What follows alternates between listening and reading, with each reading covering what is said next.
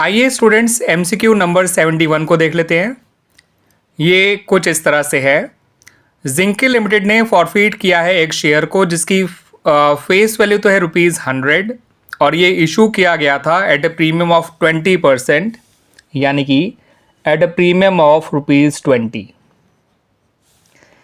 इसे इसलिए फॉरफिट किया गया क्योंकि इस पे फर्स्ट कॉल के ₹30 और फाइनल कॉल के ₹10 पर शेयर नहीं मिले हैं। ठीक है स्टूडेंट्स, यानी कि टोटल ₹40 नहीं मिले हैं। ठीक है स्टूडेंट्स, और शेयर है ₹100 का, 40 नहीं मिले हैं तो 60 मिल गए होंगे। उसके अलावा प्रीमियम के भी ₹20 मिल गए होंगे क्योंकि प्रीमियम जो होता है वो जब कुछ नहीं बता रखा होता तो उसे अलॉटमेंट के साथ लिया गया होता है, और यहाँ पर जो डिफ़ॉल्ट हुआ है वो फर्स्ट कॉल पे हुआ है, यानी इससे पहले जो अलॉटमेंट था वो मिल गया होगा। बट ध्यान रखिएगा, प्रीमियम का जो मिला हुआ पैसा होता है वो सिक्योरिटीज प्रीमियम अकाउंट में ही रहता है, उसको हम फॉरफिट शेयर अकाउंट में ट्रांसफ़र नहीं करते हैं। लेकिन जो कैपिटल का मिला हुआ पैसा होता है वो फॉरफिट शेयर अकाउंट में ट्रांसफ़र हो जाता है, जो नहीं मिला होता है वो एरियर में इंक्लूडेड होता है। अब यहाँ पर आपसे ये पूछा गया है क्वेश्चन में कि मिनिमम अमाउंट बताइए जिस पे इस शेयर को रीइशू किया जा सकता है। तो मिनिमम अमाउंट जानने से पहले स्टूडेंट मैक्सिमम डिस्काउंट ध्यान रख लीजिए कितना आप दे सकते हैं। जितना पैसा इस शेयर पे कंपनी को मिला हुआ है वो मैक्सिमम डिस्काउंट है, और मैंने अभी आपको बताया कि कुल ₹60 कंपनी को मिल चुके हैं ऑन दिस शेयर, क्योंकि ₹100 पूरे मांग लिए थे कंपनी ने, जिसमें से फर्स्ट कॉल के 30 और फाइनल कॉल के ₹10 नहीं मिले। इसका मतलब ₹40 तो मिल गए, सॉरी ₹40 नहीं मिले, मतलब ₹60 तो मिल गए। तो मैक्सिमम डिस्काउंट 60 दिया जा सकता है। अब मिनिमम रीइशू प्राइस जानना है शेयर का, तो उसकी फेस वैल्यू में से मैक्सिमम डिस्काउंट को हटा दीजिए। तो फेस वैल्यू है शेयर की 100, मैक्सिमम डिस्काउंट है 60, तो मिनिमम रीइशू प्राइस आ गया 40, जो कि आपको ऑप्शन नंबर ए में ही दे रखा है। अब इस क्वेश्चन पे आ जाइए स्टूडेंट्स, एमसीक्यू नंबर 72 पे। अक्षिता लिमिटेड ने इशू किए फुली पेड शेयर्स और ₹5 lakh in purchase consideration of net asset और ₹4,70,000। शेयर जो इशू किए गए हैं उनकी फेस वैल्यू ₹5 लाख है, और जो नेट एसेट हमारी है, यानी एसेट और लायबिलिटीज का डिफरेंस, वो केवल ₹4,70,000 है। तो ये जो बैलेंस 30,000 हम एक्स्ट्रा पे कर रहे हैं उसको डेबिट किया जाता है गुडविल अकाउंट में। तो हमसे यही पूछा गया है कि यहाँ पर कौन सा अकाउंट मतलब जो भी अकाउंट होगा वो डेबिट होगा या क्रेडिट होगा, पहले ये जानना है, और अकाउंट कौन सा होगा।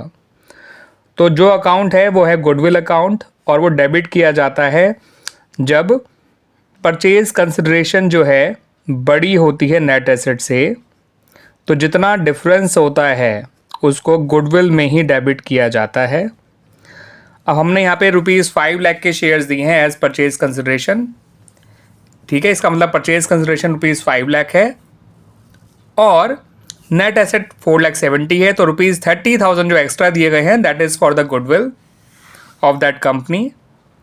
ये कि इसे हम गुडविल अकाउंट में डेबिट किया करते हैं, और ये गुडविल परचेज गुडविल कहलाती है, इस बात को भी ध्यान रखिएगा।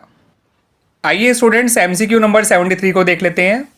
मारिया लिमिटेड ने एसेट्स ली है ₹12 लाख की और लायबिलिटीज़ ली हैं ₹4 लाख की ऑफ सुभव लिमिटेड। तो मारिया लिमिटेड ने एसेट्स ली हैं 12 लाख की और लायबिलिटी ली हैं 4 लाख की। ठीक है स्टूडेंट्स, तो यानी कि जो नेट एसेट हुआ वो केवल ₹8 लाख होगा, 12 लाख और 4 लाख का डिफरेंस। मगर जिस परचेज कंसिडरेशन पे इस बिजनेस को लिया गया है वो है ₹9 लाख। परचेज कंसिडरेशन है ₹9 लाख। ठीक है स्टूडेंट्स, इस बात को ध्यान रखिएगा, यानी आप एक्स्ट्रा अमाउंट जो दे रहे हैं दैट इज ₹1 लाख, वो गुडविल का है। अब क्वेश्चन में पूछा क्या है, आइए वो देख लेते हैं। ये अमाउंट जो पे किया जाएगा वो 11% डिबेंचर्स इशू करके पे किया जाएगा। इन डिबेंचर्स को 10% डिस्काउंट पे इशू किया जाएगा।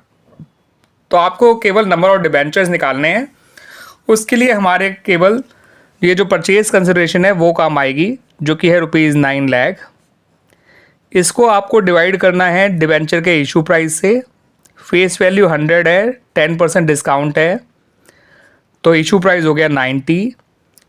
तो ₹9 लाख को ₹90 से डिवाइड करिए, ये आएगा नंबर ऑफ डिबेंचर्स 10,000। यानी कि जो डिबेंचर्स इशू किए जाएंगे एज परचेज कंसिडरेशन वो है 10,000 और इनकी टोटल फेस वैल्यू हो जाएगी ₹10 लाख और ₹1 लाख का इन पे डिस्काउंट होगा इन टोटल। ठीक है स्टूडेंट्स, बट यहाँ पे हमें फिलहाल नंबर ऑफ डिबेंचर्स बताने थे जो कि निकल कर आ गए 10,000, यानी option B is the right answer. Students अब इस MCQ को देखिए, इसमें पूछा गया है आपसे which of the following transactions are shown under financing activities while preparing cash flow statement. तो पहला है आपका इशू ऑफ इक्विटी शेयर्स, ये फाइनेंसिंग में ही आता है। दूसरा है कैश रिसीव फ्रॉम डेटर्स, ये ऑपरेटिंग में आता है। तीसरा रिडम्पशन ऑफ डिबेंचर्स, ये फाइनेंसिंग में ही आता है। चौथा cash paid against trade payable, ये ऑपरेटिंग में ही आता है। तो कुल मिला के फर्स्ट और थर्ड ट्रांजैक्शन जो है वो फाइनेंसिंग एक्टिविटीज़ में आएंगी, जो कि आपको गिवन ऑप्शंस में से ऑप्शन बी में दे रखा है, तो option B is the right answer. आइए स्टूडेंट्स MCQ नंबर 75 को भी देख लेते हैं। Which of the following equation is correct. तो ये कॉस्ट और रेवेन्यू फ्रॉम ऑपरेशन निकालने के 4 इक्वेशन दे रखी हैं, आपको इनमें से सही इक्वेशन को पहचानना है। तो पहली है revenue from operation minus plus gross profit. तो स्टूडेंट्स गलत है, क्योंकि प्लस नहीं होता माइनस हुआ करता है, तो पहली इक्वेशन तो गलत है। रेवेन्यू फ्रॉम ऑपरेशन में से ग्रॉस प्रॉफिट माइनस किया जाता है। दूसरे इक्वेशन में लिखा है opening inventory minus net purchases plus direct expenses minus closing inventory. Students ये नेट परचेजेस जो है वो माइनस नहीं प्लस किया जाता है, बाकी सब ठीक है। डायरेक्ट एक्सपेंसेस प्लस किए जाते हैं, क्लोजिंग इन्वेंट्री माइनस किया जाता है, मगर नेट परचेज को प्लस किया जाता है, ना कि माइनस।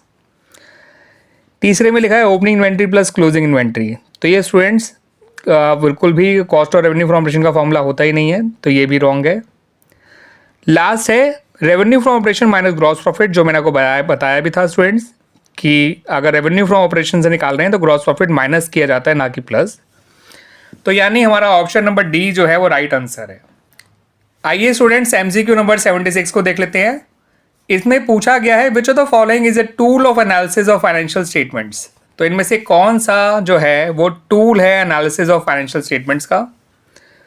तो पहला ले रखा है कैश फ्लो स्टेटमेंट, दूसरा दे रखा है statement of profit and loss, तीसरा है नोट्स टू अकाउंट और चौथा है बैलेंस शीट।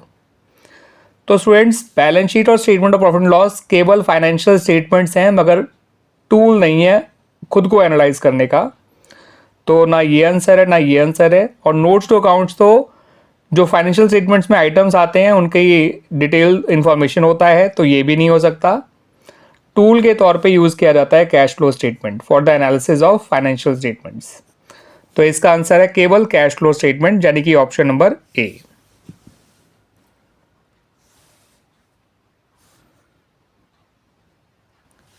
स्टूडेंट्स इसमें आपसे पूछा गया है कि फॉलोइंग इंफॉर्मेशन की हेल्प से हमें प्रोप्राइटर फंड बताइए कितना होगा। करंट एसेट्स आपको दे रखी है, नॉन करंट एसेट आपको दे रखी है, लॉन्ग टर्म बोरोइंग आपको दे रखी है, प्रोप्राइटरी रेशियो आपको दे रखा है। ठीक है स्टूडेंट्स,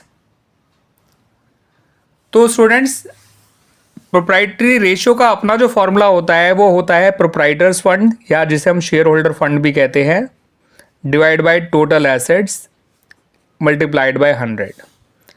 तो स्टूडेंट्स यहाँ पर आपको टोटल एसेट्स नहीं दे रखी है, प्रोप्राइटर फंड तो पूछा ही गया है आपसे। तो आप एक काम करिए, पहले टोटल एसेट ही ढूंढ लीजिए, उसके लिए करंट एसेट और नॉन करंट एसेट को जोड़ दीजिए, आपका टोटल एसेट्स आ जाएगा, जो कि आएगा निकल के ₹60 लाख। वो ₹20 लाख है, अगर मैं पहले 2 लाख बोला तो ठीक कर लीजिएगा, 40 लाख 20 लाख 60 लाख हो गया। तो टोटल एसेट है ₹60 लाख। ठीक है स्टूडेंट्स, अब हम अपना प्रोप्राइटरी रेशियो वाला फॉर्मूला यूज़ कर लेते हैं। प्रोप्राइटरी रेशियो आपको 25 दे रखा है, इसे आप 25/100 लिख लीजिएगा, equal to proprietor fund upon total assets. Total asset आपको मिल चुकी हैं 60 लाख, इंटू 100 यहाँ मत लिखिएगा, वो 100 में नीचे ले आया हूँ। तो ये 1 ये 4, 60 लाख को 4 से डिवाइड करिए, ये आएगा 15 लाख। प्रोप्राइटर फंड आ गया 15 लाख। ठीक है स्टूडेंट्स, समझ जाइएगा, ये 15 लाख है। ये इधर चला गया तो 60 लाख हो गया, 60 लाख अपन 4 करेंगे तो 15 लाख आ जाएगा। क्लियर हो गया स्टूडेंट्स? तो इसमें हमारा अप टू MCQ नंबर 77 तक ही हम रखते हैं। ठीक है स्टूडेंट्स?